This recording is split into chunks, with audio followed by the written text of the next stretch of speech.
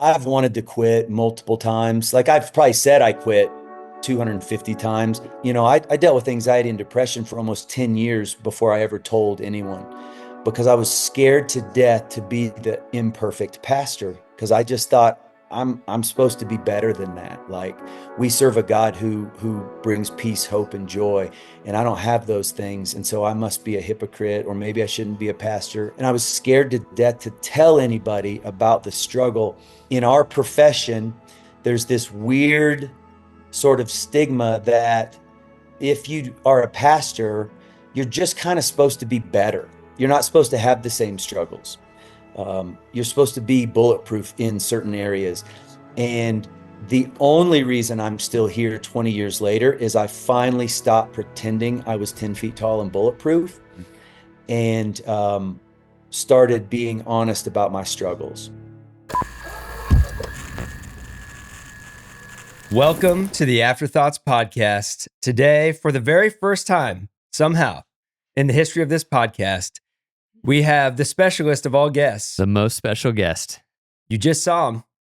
Shawn Johnson Let's go, is with Shawn. us today. Welcome, Shawn. He looks, in our studio, he looks like a computer, but he is a person. Wow. And we are talking to him via an application called Zoom that was invented during COVID, I think, to give us the possibility to connect with one another state to state, and now other people are starting to use it as well. It's grown in popularity via Zoom. Shawn, welcome to the podcast. How does it feel to finally be here with us?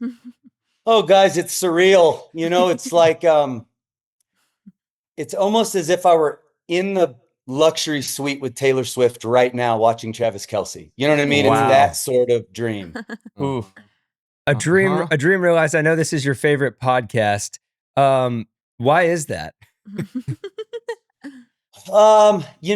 When you got, I remember Doug texting me one day and he's like, "Hey, we're thinking about doing like a podcast. We're going to talk about the messages. Mm-hmm. Is that cool?" And I was like, "These guys, never short on ideas. These guys."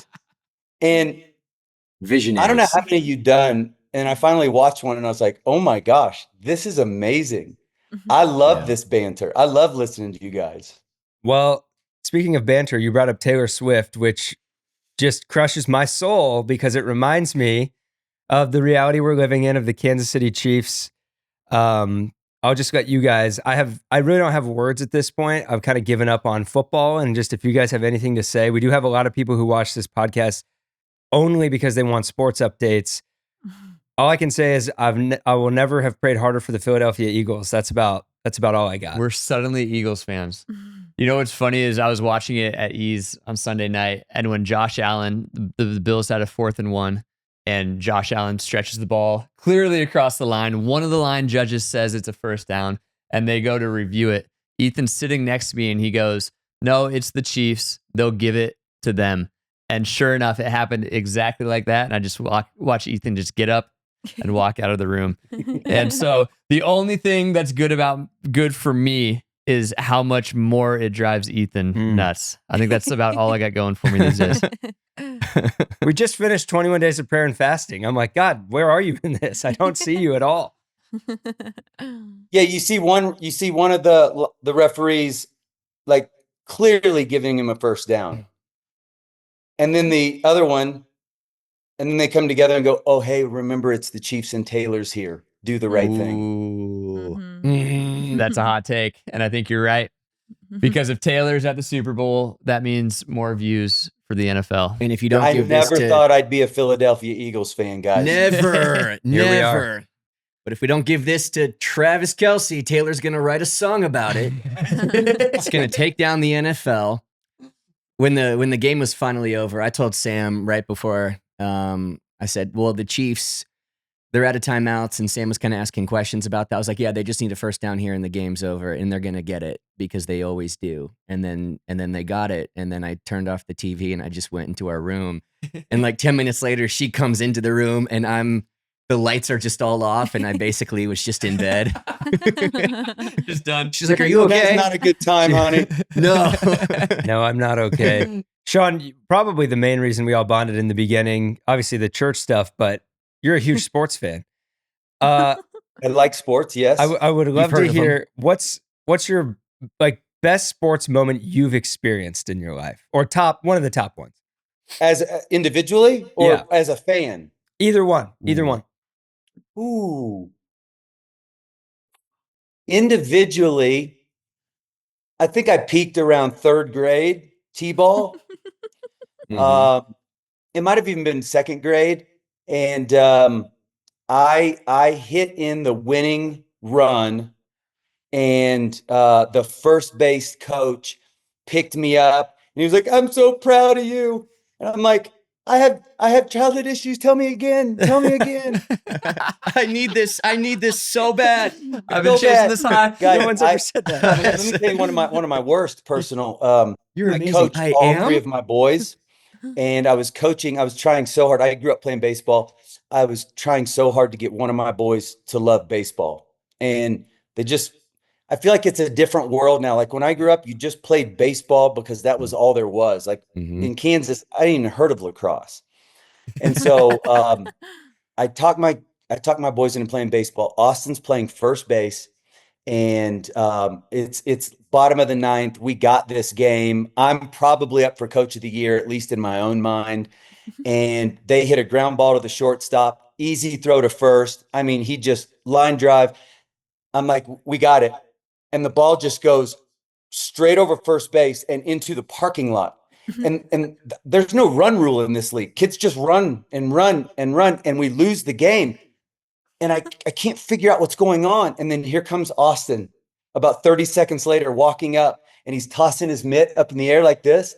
And I'm like, "Son, where'd you go?" He goes, "To the bathroom." He left first base in the middle of the inning, went to the bathroom, and we lost. Was that the last time you saw Austin? Yeah, we haven't talked since. Bill says he's doing fine, but I couldn't tell you. Don't care. Don't want to know. He's probably a Chiefs fan. Can't even look at pictures of him. I think one of my favorite fan moments was probably one of the games where we got to see Tim Tebow get us a victory after completing 2 passes in an entire football game. And then once again, you just go, there is a God. Yeah. That whole stretch, those like last 6 games to get into the playoffs, and then the Steelers victory playoff Surreal. game. That was insane. It was like supernatural. Plant across the middle for a touchdown. To Demaryius Thomas. Coming off the stage on a Sunday night service to that, and the whole green room's going crazy. And that was incredible. Unbelievable. Tell the story real quick. You've told it in a sermon when you ended up on the field. Oh, yeah. With one of your boys. So at the time, I think it was one of the Broncos strength coaches was going to the church. And so he had offered us some tickets and field passes.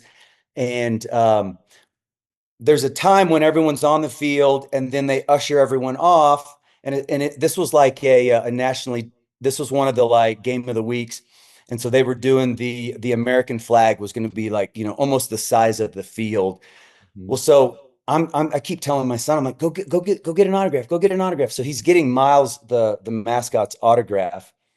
And all of a sudden I turn around and realize we missed the entire, like, get everybody off the field moment.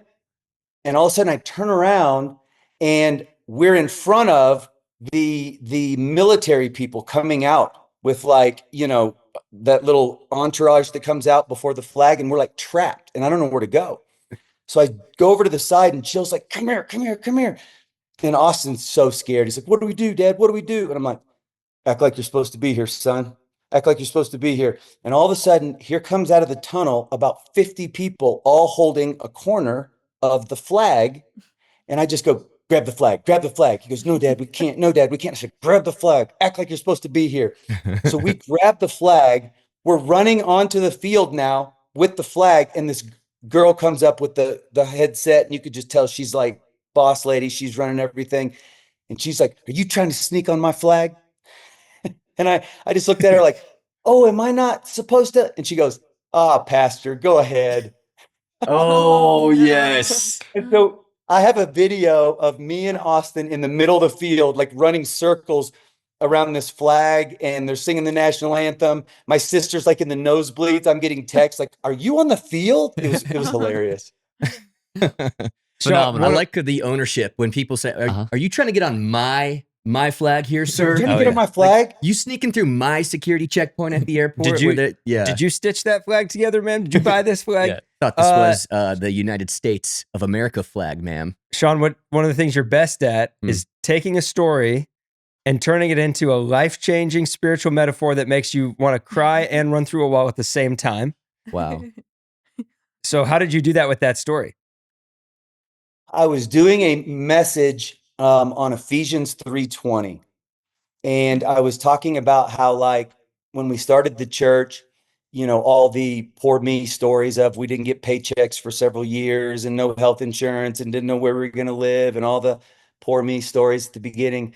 And my dream was to take my son to a Broncos game. And again, I was picturing being in the nosebleeds, but we couldn't even afford those seats. And so to have that prayer answered, to have a video of me and my son on the field, and I'm like filming him, and I'm like, "What do you think, bro?" And he's like running with his hand on the flag, and he goes, "Yeah!" And I remember going, "That's Ephesians 3:20 right there, more than I could ever ask, think, or imagine." And in a lot of ways, you being a guest on the Afterthoughts podcast is like from glory to glory. From that story he to never this stops. moment His right mercies now. are new every morning, Doug. This is like a Christmas miracle when you guys ask me to do this. This is Shawn. It's a huge Okay. honor for you, Shawn, to be here. Yes, the honor. The honor is all yours, Shawn. We're gonna invite you into everyone's favorite part of this podcast. It's called Questions with Kayla. Yeah. Where Kayla asks us questions, as you may have guessed from the title of the segment. Kayla's going to ask questions, but specifically for you today, because they get to hear from us all the time, or have to. I'd say too much is appropriate, sure. Too much. Yeah. Let's hear from Shawn. Kayla, ask away. Hey, Shawn, you can't see me, but nobody can really see me, so that's fine. It's nothing different for everybody else. Kayla, I wish they wouldn't keep pushing you out of the spotlight. It's okay. Just let their heads get more full. She will steal our thunder so fast if we put her in the spotlight. Yeah. Hit me, Kayla. Yes. Okay. What was a year in Red Rock's history that really stands out besides because we looked back on the first few years, I feel like, what was like a year in 20 years besides the first few that really stood out? Well, you kind of stole my thunder because I had two things pop into my mind instantly, but they happened in the first 2 years. Mm-hmm. Can I tell one of those, or is that's Go not allowed? That's fine. Yeah. Usually she doesn't. Yeah. She's not this Yeah. lenient, but she's going to let you. Yeah. She's being merciful today. Kayla, I will. You say jump, I say how high, Kayla. You give me the Okay. rules. You jump really high, so go for it. Yeah, tell one story Yeah. from that. So one day that sticks out huge is our first year, we didn't have a worship leader. And so worship was so bad at the church. Like at one point, like the guy who designed our website was also leading worship. And like nobody on earth has those two skills. You know what I mean? Imagine Corey designing our church website. Right. And so it would be so bad that there would be times when we'd be coming home and Jill, Jill's the nicest person in the world. Everything's positive. Everything's great. She'd be like, "Babe, next week, can we just play a CD?" And It's impossible to so worship bad. to this. Yeah, so it's bad. So we decided there was a guy who his name's Todd. He was actually with Scott Brugman, a part of wanting to help him start a church before me and Jill had joined with them. Well, he was leading worship, but he could only do it about half the time because he needed to make some money and he was being paid by another church part-time to go over there. So we decided we're going to do a fundraiser and we're going to hire a worship leader. And so my youth group had done a thing back in Rockford called Earthbeat. And basically what we would do is we would get everyone in the youth group. It's like a glorified car wash. Remember the old church car washes where everyone goes and gets a sponsor and it's like, I got sponsored $1 a car and we washed 25 cars. Well, we would do community service and all the students in this youth group would go to their, neighbors, friends, aunts, uncles, grandma, they would get sponsored dollars per hour of community service work. Well, we would raise like 80 grand a year in this youth group. And so I'm like, guys, I have got the perfect fundraiser. So we're going to do Earth Beat. So I asked our entire church of, 40, 50 people. At some weeks, it would get as crazy as almost 75 people. I was like, will you guys all stay around after church? we're going to talk about this fundraiser. Got a fair amount of people to hang out. Go get sponsors, do the thing. Well, somebody from Colorado Christian University had come to the church, and they found out that we were doing this fundraiser. Well, they, at the time, every incoming freshman to CCU had to do a day of community service. So they found out, well, these guys running this church have already set up an entire day of community service hours. We don't need to reinvent the wheel. They're like, can our students join you? I'm like, absolutely they can.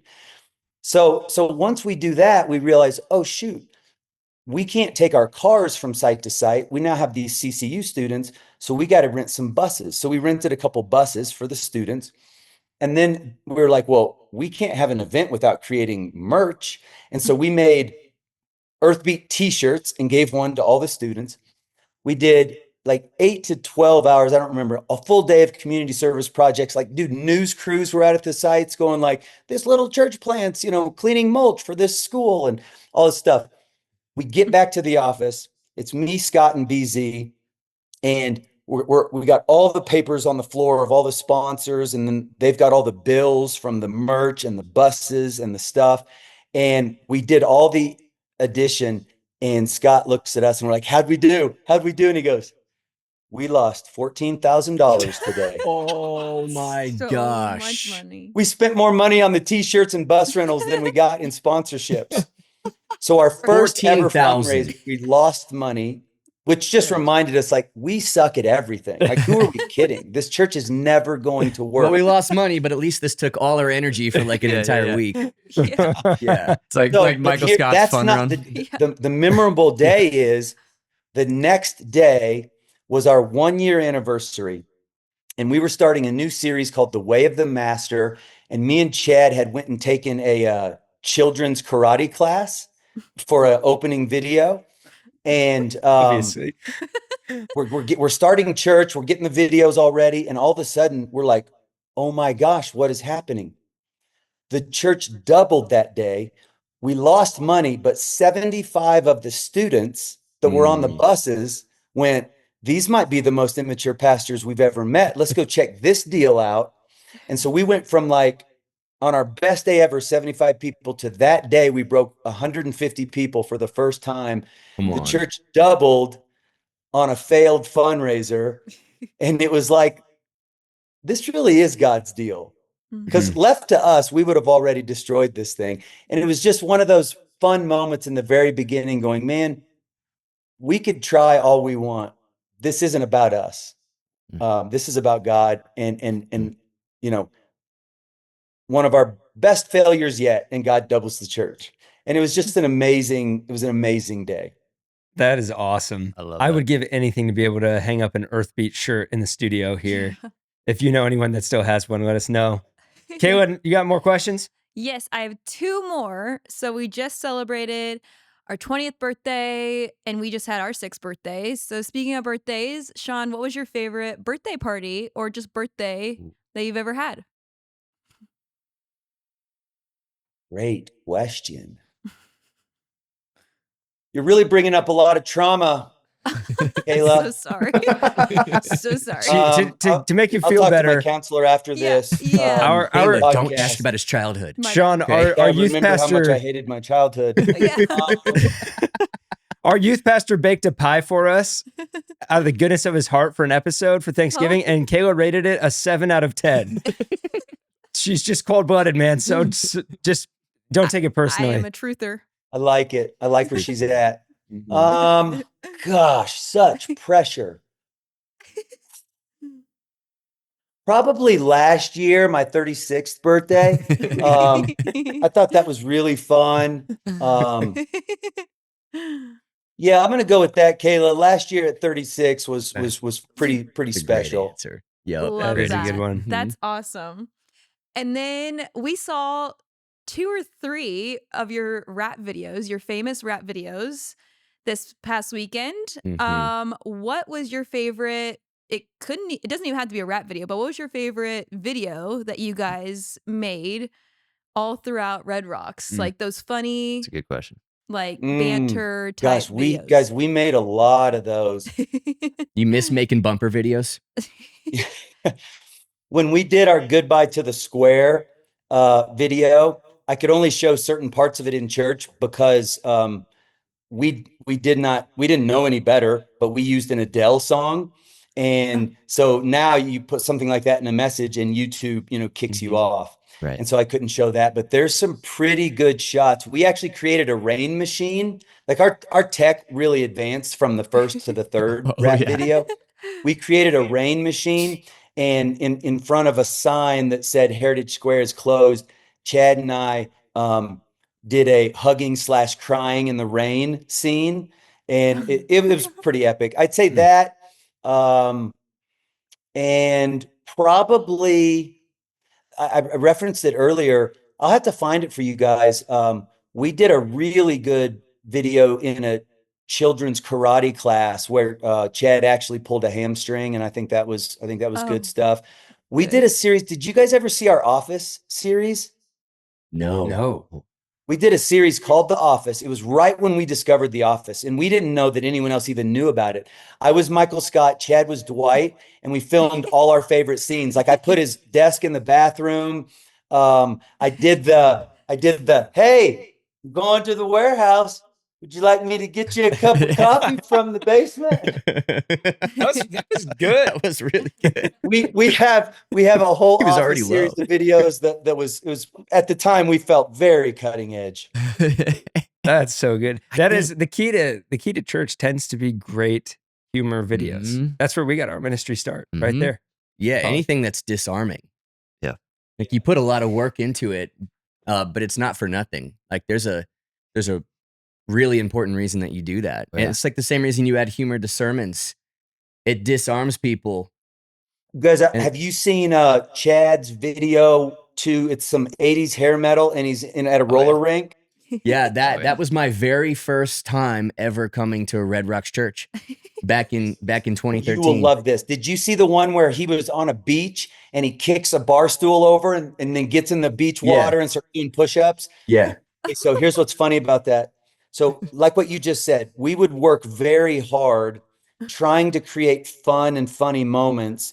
And while there were people who went, oh, these guys are so immature or whatever, they actually have no idea the amount of hours, man hours it takes to do something like that. Like you work I saw really you hard guys to be did that immature. Christmas, and just the where you were sitting at the table and all the cameras and the interviewers and they're asking you questions, and anyone watching that, that you almost miss it. You kind of go, oh, that's a cute 30-second clip. And you have no idea that there's like 400 man hours behind making that clip, Where was I going with all this? Oh, I had a point. Oh, yes. So Chad and I were talking about how much effort we put into it. And you guys know Chad, so you'll appreciate this. Chad came to me one day and he's like, I mean, enough is enough. I'm tired of being the class clown. I just want to preach the word of God. And he was very passionate about it. And I'm like, Chad, you know what, man? I get it. And I think we had just literally had him in a caveman outfit, for a month. And so I was like, Chad, you're right. We should stick to the word of God. And, I go, man, I hope you remember, our heart behind this is we just want to be disarming because we're hoping that someone who wouldn't normally like church would enjoy themselves and actually experience Jesus at the same time. And so it was a real tension point. And he went, well, look, man, I'm just done. And I was like, I get you, man. No sweat. You don't have to be the class clown anymore. Like, we're good. Well, I don't know. I go out of town. I come back for the next sermon. He's preaching. And the opening clip is him throwing his guitar on the beach and kicking over a stand and doing push-ups in the water. And he whips his white wig around. And I went backstage afterwards and I'm like, bro, what happened? He's like, I couldn't stay away from it, man. It was calling me. I'm trying to quit. I'm trying. It's who I am. I relapsed. I can't But fight it my was a- identity. it was You a relapsed real after 4 feeling of days. like, he was like, bro, we're using so much time, energy, and effort to create these stupid videos. Yeah. And every time I see one today, I love it and appreciate it just as much. So So good. Well, we'll give half our 2025 Austin budget to another parody rap video. So Yeah. Let's do Without it. a doubt. priorities, man. my boys have been begging me for a 20th anniversary. And I actually thought, I wonder if I could get the Austin crew and get Chad B out of retirement and just do a 20-year anniversary, just a special edition. And I'm on record right now with you guys saying, if you're in, I'm in. Come on. Just talk to our agent. We're in. We are in, dude. Let's do this. That would be incredible. Doug's already writing lyrics in his head. I wrote Oh, one. yeah. Actually, wrote one 2 weeks ago. He did. Did you have that? To Shabuzi, the Tipsy song. Mm-hmm. Mhm, Everybody Aw. at the church getting rowdy. mhm. Yeah. I have all the lyrics. And Let's hear a couple bars. if you don't mind me saying so, they're brilliant. They are pretty good. Yeah. That's the sound of heaven getting crowdy. Everybody at the church getting rowdy. That's all Okay. I'll say. Wow. Something there. There's you- something there, man. Call your agent back, double check this deal. Oh, yeah.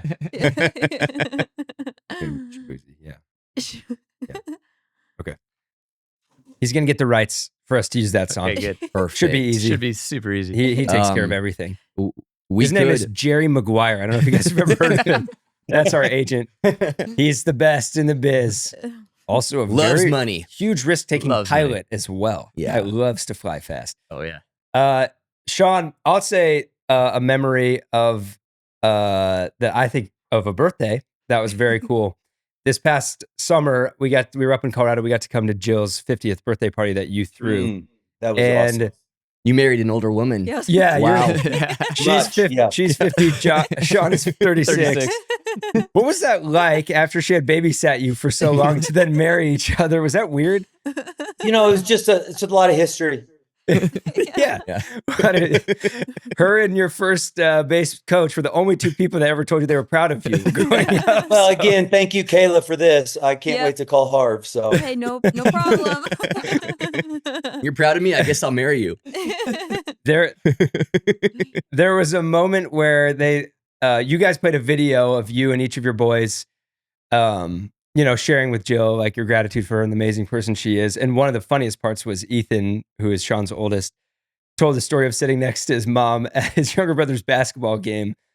And at one point she asked him, like, what's a double dribble? And he's like, I realized in that moment, you are the greatest mom because you've been going to basketball games for my whole life and you don't even know the rules, but you just sit there and cheer. But there was a moment after that where DJ started playing music and the dance floor was going and you were out there with your boys and your wife, the five of you just dancing and like just pure joy. And I saw that with young kids thinking like that is the dream one day when they're becoming adults, is to party together still and love each other and have this beautiful relationship. And, your boys are all following Jesus. And I would love to ask you, 20 years of, yes, church, incredible. In that same time, you've been a husband and a dad. What have been some of the most important things you've learned or keys that have led to the family that you've built?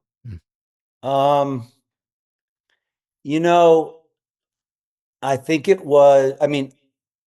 I think when it comes to being a parent, I think everybody goes into it feeling pretty insecure, at least everyone that I talk to that's, pretty honest. That they send you home with these kids and no instruction manual. And, I did not grow up with a model that I was wanting to duplicate. And so I, went into being a dad pretty scared, but just knowing I really wanted to be a dad. It's weird. I've never met my dad. And so growing up, one of the things I always knew about life is like, I can't wait to be a dad. And so I tell people sometimes, oftentimes guys will come into my office that are, about to be or are new dads and like, what do I do? And give me some tips and all this. And I'm like, man, if you really want to be a good parent and you try, like you will be. Mm. I just believe that. I think God's hardwired that into us. And so I'll tell you though, there was a pretty pivotal moment, I think, for my whole family. In 2019, I sat my boys down and I was struggling with panic attacks real bad. And I realized I needed to step away from the church and I needed to go to like this inpatient counseling. And I thought I was going in for 4 weeks. I ended up being there 7 weeks. And I thought I was going to sit my boys down and like sort of let them in on a surprise that they didn't know about. And I said, "Hey guys, I've been struggling with panic attacks and anxiety, and I think I need to go do this thing." And I started crying, and I was like, "I'm going to miss some of your football games, and I'm going to miss some of your basketball games." And um, Ethan, Ethan looked at me, and at that time, gosh, I don't even know how old he would have been, but he goes, "Dad, we've watched you struggle with this our whole lives. Like, go get better."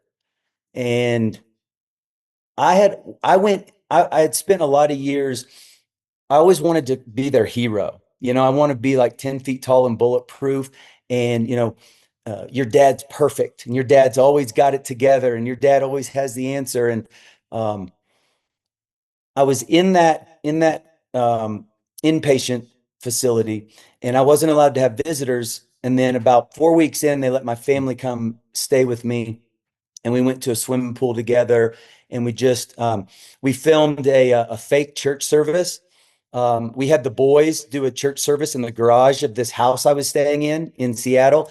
And Austin and Ashton were the greeters and they made coffee and Ethan preached an entire message. I have it on video and he introduced it as welcome to week 1 of Red Rocks Church, our Seattle campus. And he preached a whole message and Austin played music on the keyboard and me and Jill went to church. And about a week later, Jill called me and she's like, the coolest thing happened. She's like, Ethan was over at the Austin's house and Brody asked Ethan, how are you guys doing? It must be tough with your dad being in counseling and all this stuff.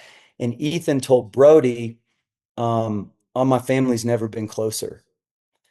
And what it helped me realize was my kids don't need a dad who is perfect. They need a dad who's real.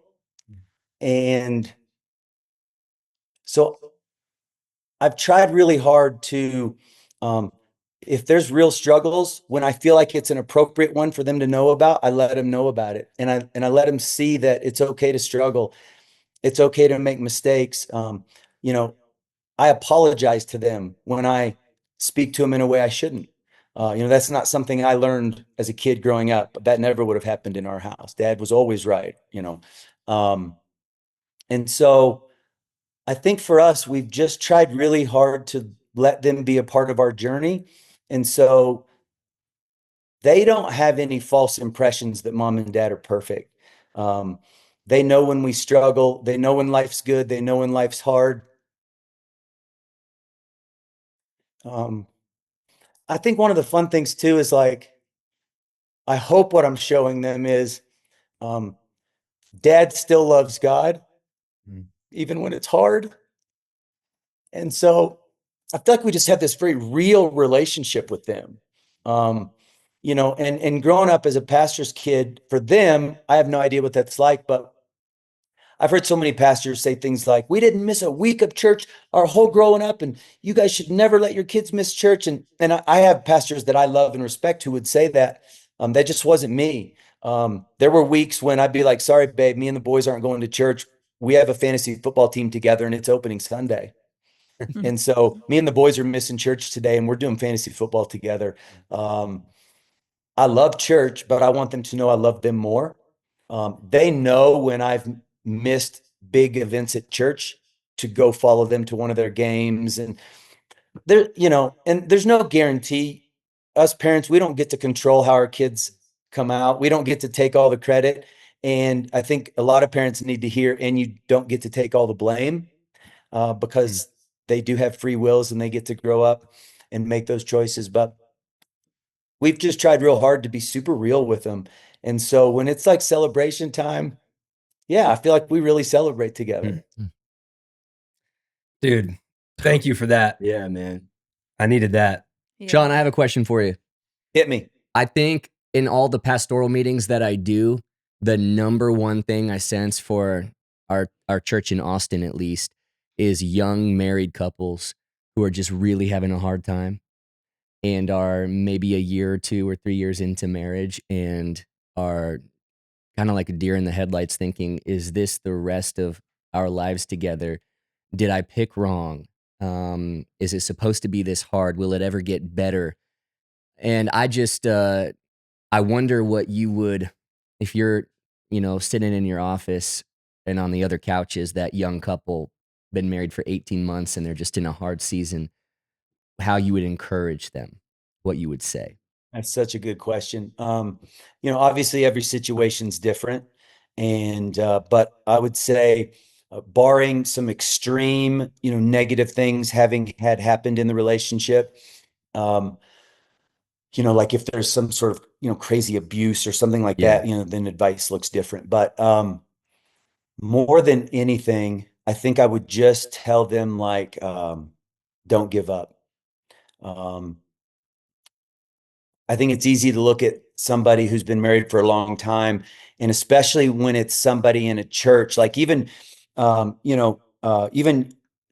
newly married couples could look at you and Ethan, and what they see is you and your wives smiling together in the lobby, you and your wives smiling on stage, amazing Instagram posts of a happy family. Mhm. And it almost gives you the impression of like the people that are doing it right are just really happy all the time. And it seems to be easy for them. And why is it so hard for us? Yeah. And I think that's when you start asking the questions of did we pick the wrong people? Did we make a mistake? Is it supposed to be this hard? Um, I think there's a lot of things in life, especially in church world, where people feel like, oh, God's calling me to something, and then one of the outs is, well, it must not be God because look how hard it is. And man, if you compare that line of thinking to every hero of the faith, and it couldn't be more opposite. Mhm. There's no heroes of the faith, there's no great life-changing Bible stories without crazy hurdles, Mhm. and usually way tougher things than we're going through today. And so I think I would tell them, man, just don't give up. Jill and I just celebrated our this past December 26th year of Come marriage. on. Yeah. And I can say this, put me on a polygraph test today. I've never been more in love with my wife. We've never had more fun than we're having right now. Um, but we've had a lot of struggles. And there was a season, it was about three to 4 years into this church, Mm. into Red Rocks Church, that for the first time in an argument, the word divorce came up. And, we'd always been told by counselors, don't ever name call and don't ever use the word divorce, Right. because you start throwing the word out there and it just becomes more and more common. And then it starts to feel more and more like an actual option over time. And that was the first time that word had ever come up. And we were desperate, didn't know what to do, did not have people in our lives that we could go to and get advice. And then we realized, wait a second, we have Gary Brugman. And for those of you who don't know, you've heard us talking about, all of our friend, his name's Chad, and his brother Scott is who I originally partnered with to start Red Rocks many years ago. And we went and did a 3-day intensive with Gary. And he laughs with us now because he tells us after the first night, he's like, I didn't think you guys were going to make it. Like, it was bad. And, there was no like, no abuse, no cheating, no like just crazy stuff. It was just normal people trying to be married and realizing how hard it is. Yeah. And I bet a lot of listeners will know this feeling. We kind of blinked and felt like we were business partners. We did finances together, and we raised kids together, and we even pastored a church together, but we didn't feel like a married couple anymore. So anyways, we did that intensive. And I remember at the very end of it, I still was like, I don't know if we're going to make it. And Gary, he looked at me and he goes, why did you fall in love with Jill? And I started to tell him, and he goes, no, no, no, tell her. And Jill, why did you fall in love with Shawn? And she started to, and he goes, no, no, no, tell him. And then he goes, why do you love her today? What do you love about her today? Tell her. And like, he just had us have this conversation. And in that moment, we realized like, we really do love each other. Life is just hard. And two broken people trying to coexist together for the rest of our lives sometimes is really hard. But if we're willing to fight for it, like, there will be a payoff. And I do feel like I feel like I'm living that verse. Um, you guys will be able to quote it, especially Ryan. Do not give up for at the proper time. If you do not give up at the proper time, you will reap a harvest. I don't know where it's at. Guarantee Ryan does, but I feel like It's just that's Galatians 6:9. what is it? Galatians 6:9. Oh, I love that guy. That verse is so true in marriage. And yeah, it's hard and there are struggles, and man, it's just worth the fight. And so we still do things like that today. A counselor told us to do this a long time ago. We will do things like we'll spend a week making a note on our phone, and it's I feel most loved by you when you, and then I make a list. When you say this, when you do this, when we, and I'll make a list of the things that happens in our marriage when I feel most loved, and she'll do the same thing. And then we'll schedule a date night out and we'll go share our lists with each other. And then we get real practical about putting those things on the calendar and doing those things on purpose and just kind of adding, fuel to the fire. But Yeah. man, it's hard. And anyone who says it isn't hard is lying or has not been married very long. But it is so worth the fight. So don't give up. Thank you. That's great. Okay, so I want to build off that don't give up concept. One of the things that I think makes Red Rocks feel so like a safe place to come no matter what's going on is how real you have always led as a pastor, of not trying to be the superhero pastor, but same thing as you said as a dad is going, I'm just going to be a real pastor. And you share stories of failures. You shared about your anxiety, your this past weekend, very real about the battles that you're facing right now, brain disease, all these things that you battle. We have a ton of people that are hurting, a ton of people that are facing their battles. What is it that keeps you fighting? Like, how do you've gotten knocked onto the mat so many times in your story. Your life started on the mat. How have you gotten back up again and again and continue to fight, not just to survive, but to thrive in life and build the kingdom of God? I mean, and I'm not even trying to be like the good guy or church guy. The grace of God, I feel like is he gets you through things that you never think you could get through.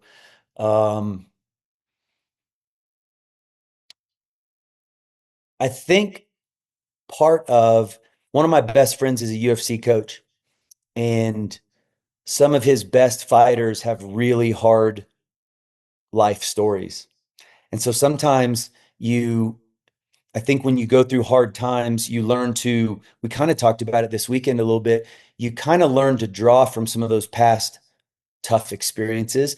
And you really do start to create this mentality of, well, if God could get me through that, then he can get me through this.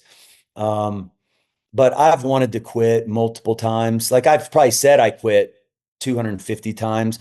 There's probably been 5 times over the 20 years when I was like very serious about quitting, like telling Jill I'm done, making phone calls to friends who do other things for a living, saying, are you hiring? Like, very serious. Um, I think being willing to admit that life is hard and you want to quit to some people that you trust is key. And for a while, same thing I suffered with, kind of experienced on a negative way with my boys, thinking I had to be perfect. I felt like that when it came to the church. And so, I dealt with anxiety and depression for almost 10 years before I ever told anyone, because I was scared to death to be the imperfect pastor, because I just thought I'm supposed to be better than that. Like we serve a God who brings peace, hope, and joy, and I don't have those things, and so I must be a hypocrite, or maybe I shouldn't be a pastor, or and I was scared to death to tell anybody about the struggle. Um, when I've wanted to quit, the first person I tell is my wife, and the next group of people I tell is like the guys I work with. And there's probably all kinds of leadership books that would tell you never do that because you're creating a sense of panic in a bad work environment and all this stuff. I don't tell the whole staff. Like I'm not telling 150 people if I want to quit this week, but there's 5 guys I'll tell. And letting people help you when you aren't strong enough to help yourself, I think is super key. And in our profession, there's this weird sort of stigma that if you are a pastor, you're just kind of supposed to be better. You're not supposed to have the same struggles. You're supposed to be bulletproof in certain areas. And the only reason I'm still here 20 years later is I finally stopped pretending I was 10 feet tall and bulletproof and started being honest about my struggles. Isolation would have taken me out a long time ago. If not life in general, 100% would have taken me out of ministry in this job. Okay. Yeah. All right, switching gears. You've had some huge moments of answering the call of God, moving you and Jill from Rockford out to Denver to maybe plant a church in Denver and try to figure it out. The story you told, about Austin and how this idea came to your mind of what if we put a Red Rocks church in another city. You've made some huge moves. I think a lot of people are always asking the question, like, how do I know when God's speaking to me? How do I know when God's calling me to do something? Do you have any ways over the years you've learned to hear his voice, or those moments where you just kind of know, I got to say yes to this or jump into this?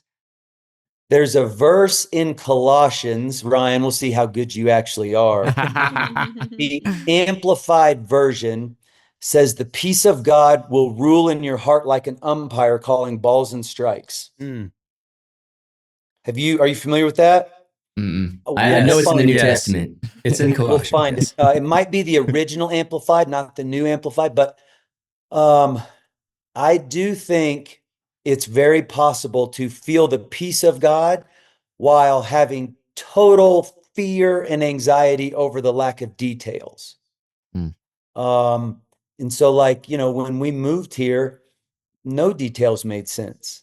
We didn't have a place to live and we didn't have money, and Jill was pregnant and we were going to lose our health insurance, and nothing made sense. But I had this inner sense from God, and it was times when I was really trying to seek him, kind of like what we just did as a church over this 21 days of fasting, right? Like, let's say you've been asking God about a career move or a relationship, should I break up with this girl that I'm dating, or, do I do this, try this, stay here, go there? If you've spent, let's just say hypothetically, 21 days and you fasted something and tried to spend some time with God and you're asking him what you should do, I've never once had an audible voice. I've never had writing on the wall. Yeah. I've never had, anything written in the sky. It's been in seasons where I'm just doing my best as a broken human who can't see God to ask him for his guidance.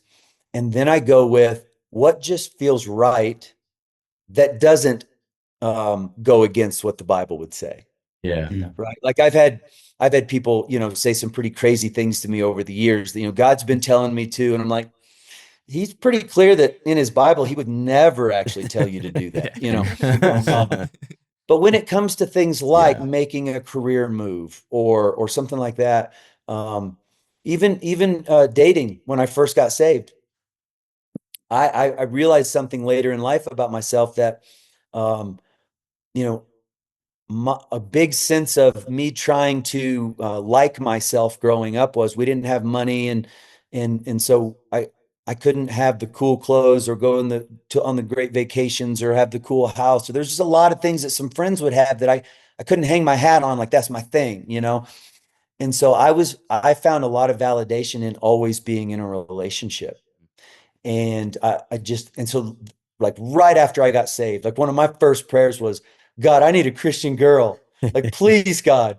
And there was a girl, you know, ended up moving to Rockford for what I thought would be a few months. And it ended up being, you know, several years. And I, you know, interned to become a pastor there. And that's a whole nother long story. But even that prayer, I was going to the sanctuary of the church where I was visiting, and I was going there every morning asking God to help me when it comes to relationships, because I'd never done a relationship God's way.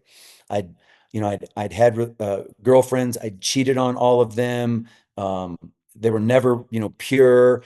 Um, and so a girl had asked me out, and it was a cute girl, nice girl at the church, Christian girl. But she was newly saved, and I could tell just from our conversations that we could easily go down some paths that could look like our past, because we were both pretty new to faith. But I just wanted a girlfriend so bad because my insecurity. And I remember really trying to ask God. I didn't hear an audible voice, but I remember a thought came in my mind that was like, you don't need a girl right now. You just need me. And I remember thinking, okay, I'd never think to say that. So I'm going to guess that's from God. Yeah. You know, so for me, it's been these little still soft voices that I feel like are like thoughts, but it's almost always been in times of I'm actually trying to hear from you, God. Like, I'm a guy who doesn't know how to do this very well, and I feel like a caveman when I pray, and I still don't know where to start reading the Bible today, but I'm really trying to get direction from you. And then I go back to that. I let peace rule as an umpire in my heart. Is this one over the plate, or is that one outside and I need to leave it alone? Yeah. And that's kind of my rule. And then I always rest on the fact that, as you see the Apostle Paul going to different cities, starting churches, you never once see him asking God what city to go to. But you do find him trying to go places and God going, nope, don't go there. And so I always rest on I'm going to do my best to listen to the voice of God. And if it's absolutely not what God wants, he'll shut that door, and that'll just be one door that I don't have to worry about anymore. And I'm better odds of making a better decision now because I got less options. Yeah. And so I even felt that when we chose Denver in the very beginning. I told Jill, I said, this is not a life sentence. I said, let's look at this as like a 3-year experiment. It's not the rest of our lives. Let's go for a few years and see what happens. And if the whole thing fails, and it's a theme park, so it probably will, then we'll do something else.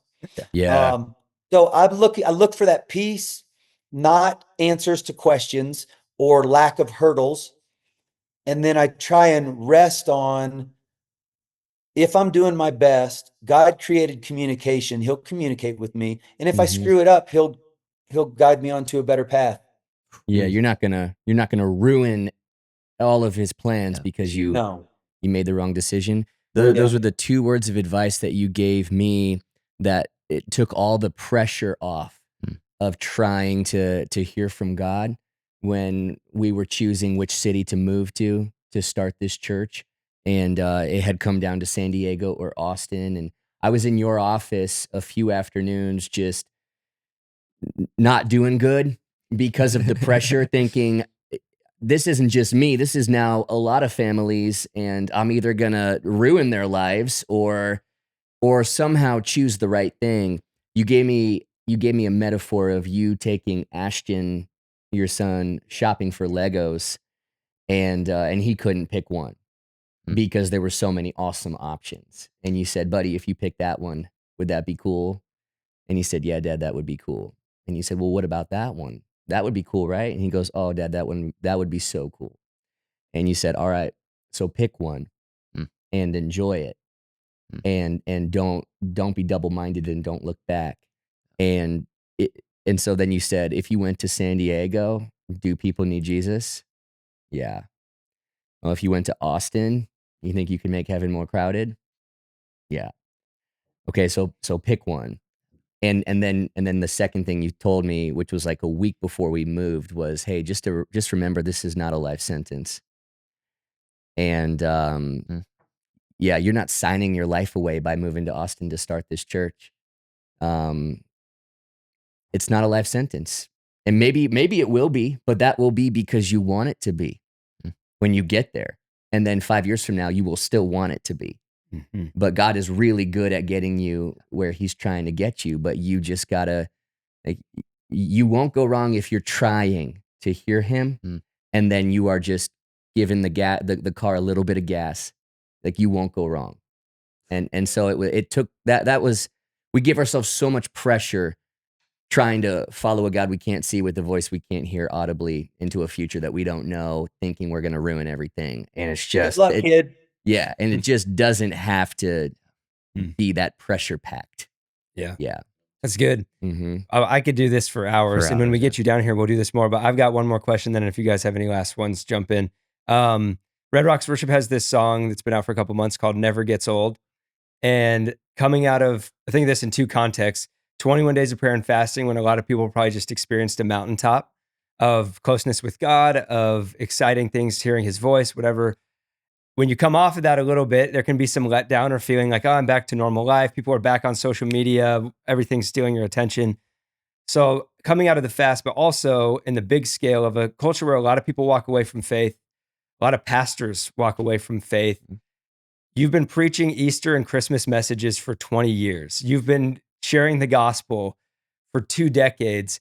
How has it not gotten old for you? How do you keep your faith fresh in your life? Because you seem to me more passionate about Jesus, or as passionate as you were in those videos when you were looking out at Denver crying about salvations and stuff.